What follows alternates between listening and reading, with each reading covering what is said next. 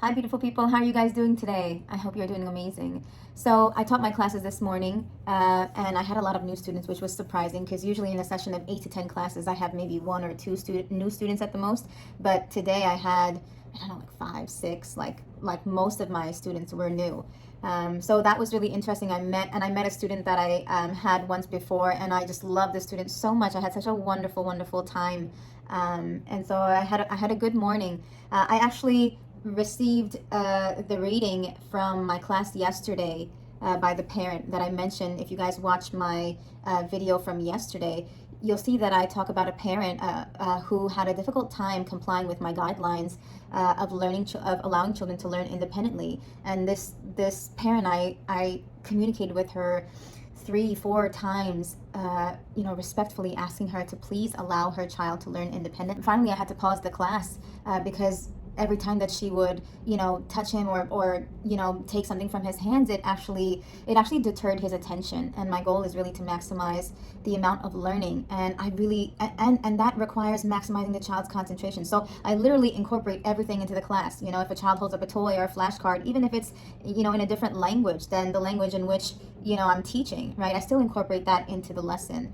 And I think that's what we have to do with our children, especially because most of the times their behavior is, they want to have fun, or they want attention, right? So they're holding up something to the screen because they want you to see it. So I try to acknowledge everything, and I try to incorporate everything into the lesson, and that really helps me to build strong relationships with my students.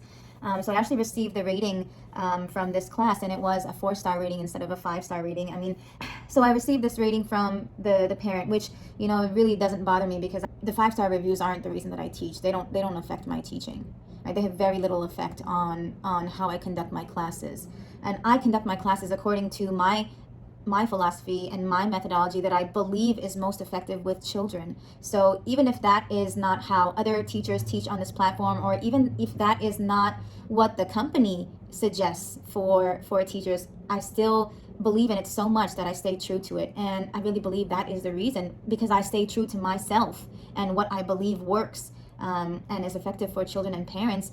That is the reason that I have been recognized by this particular company for receiving the highest percentage of 5-star reviews, and that's amongst thousands of teachers. So I really believe that is what has just staying true to myself is what has allowed me to reap that outcome. When you are not worried about the outcome, right? And you just focus on doing the best possible job that you do and sticking to your values and what you believe is true and what you know works and is effective for children and your relationships with children and relationships with parents, right? When you really do that and you focus on that, then like the outcome takes care of itself. Now, I haven't received all 5-star reviews. I mean, I have a really high percentage. I don't know how many exactly, how many 4-star and 3-star and 2-star and 1-star reviews, but I'll do that in another video. Maybe I'll link it to this one. But I wanted to talk about the appeal process for this particular class. So I appealed for this class, not only because it's lower than a 5-star rating, because I know that I give my everything to each class that I teach. What I wrote in the appeal: hello, I'm a 5-star teacher, and this class is not an exception. I really enjoy teaching this boy. He is so caring and smart. He enjoyed the class, and it was such an honor to witness his progress. I believe the parent gave a lower rating because the parent had a difficult time accepting my request to allow the student to learn independently. I've built a reputation on this platform where all of my students learn independently without interference from their parents, because this allows for the highest level of engagement in students and the most retention, and allows me to build the strongest relationships with students. These guidelines can also be found in my teaching bio. If a parent unknowingly interferes in class, I respectfully ask the parent to allow the child to learn independently, and the parent returns respect and accepts my request. I understand sometimes that it is very difficult to let go of our expectations and our control over our children. I respectfully communicated with the parent, asking them not to touch the child and to please allow the child to learn freely and not to grab anything from the child during class, because it affected the student's concentration and self-esteem, which affected how much the student was able to learn. My goal is always to maximize concentration and learning, so I respectfully communicated with the parent of the student at least 3 or 4 times before I had to pause the class. I tried one last time to respectfully interact with the parent, but the parent refused to interact with me and walked away. I extended the class and taught the student for 29 minutes. I'm very grateful I was able to teach the student because he has a beautiful heart and so much potential, and I'm grateful that I was able to meet him. So that's what I wrote for the appeal. we'll see what the company comes back with, and I'll include that in my next video. I love you guys. I hope you had a wonderful time teaching. I also want to share with you guys, so when I wrote the feedback, you guys, if you check out my video from yesterday, I actually read the feedback to you, and I was trying to think about the last part of that feedback where I mentioned I remember saying to the parent that, you know, your son is just acting like a 4-year-old. He's acting like a 4-year-old child, and I hope that you can act like an adult and respect the teacher's wishes, and at the very least interact with the teacher when the teacher tries to interact with you. And after I wrote that, you know, I thought about it, I changed it, but then I still included it.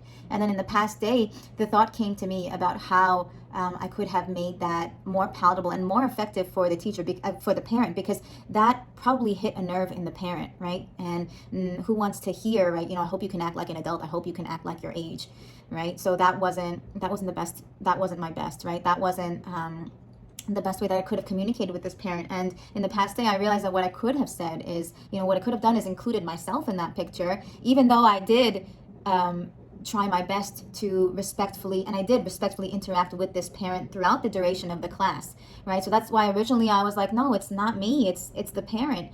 But now I realize that, you know, if I still had included myself in that picture, then you know, then it wouldn't be singling out this parent, you know, because you know, really who wants to hear that? And you know, and I feel bad about that. But it's a learning process. Anyway, what I could have written was, you know, I hope we can both respectfully interact with each other, and you know, I hope that as adults we can both respectfully interact with each other. I've had many scenarios where parents had a tough time complying with my guidelines for allowing children to learn independently, and but since my interaction with them in class is so respectful and genuinely comes from the best place in my heart, I literally like try my best, like put my hands together, like bow to them, because I want them to know that I'm coming from the best place in my heart. And I also do that with this mother. I was very respectful. I was very kind. You know, I was smiling when I was, you know, trying to interact with her. But in my feedback with this mom, at the end was different than how I have left the feedbacks with my other parents. And in thinking about that, right, because in my feedbacks in other scenarios, right, in my evaluation forms, in other scenarios where I've, you know, spoken to the parent, I would include myself in that picture, right, and I wouldn't single out the parent. But in this feedback, I did to try and, you know, act like adults as much as possible. Or I always include myself in that picture, right? Or it's our job as adults to, you know, understand the child and be a source of emotional stability for the child. So I'm really used to including myself in there. Like I've had practice writing these and thinking about it this way. But I think what really bothered me about the class that I taught yesterday was that this parent did not even bother to interact with me at the end, right? The parent just walked away, and I kept calling her, and she refused to interact with me. And I think that's what I felt a little pissed off about, right? And so when I was writing my feedback to her, I think that's probably what did it for me, like, because she didn't even bother to come to the screen. And in my last video, I recognized, right, that it's this same lack of respect for our children, which then can be carried over into our lack of respect for ourselves and adults, right? So that's not the way in which I still interacted with her, and the way in which I still addressed that at the end of my feedback wasn't the best way to really get to the core of that, right? And to really help a human being with that, right? Because in that scenario, a human being really needs kindness. And I didn't do that by saying, you know, I hope you can act like an adult, right? That's not the message that anybody would receive from that. So yeah, I just wanted to mention that because I've been in this scenario many times, right? Many of my parents on this platform, you know, as Asian parents, many of them believe that they have to, you know, be sitting right next to their child, and their child they have really high expectations of their child, and they believe that they should be with their child in class, helping their child, like giving their child the answers. And I really explained to them that is not the best way for the child to learn, right? So many of my regular students now have started out the same exact way, but their parents were willing to work with me. Not all parents agree with my philosophy. Not all parents come around to, that's very difficult. Letting go of our control is very difficult. So I genuinely hope for this parent that whether she books a class with me again or not, whether I see her son or not, right? Like, I still know that this boy exists in the world. He's out there somewhere in the world, and I still want what is best for him. And I hope that his mother comes around to relinquishing her control over him so that he can be who he's supposed to be. And I genuinely wish that. And I wish that I had done and because I feel that so much in my heart, I wish that I had been a little better in my communication at the end of that feedback. But you live and you learn. So this just, is something that I'll keep in mind. This feeling in my heart is what I will live with and remember the next time. I love you guys.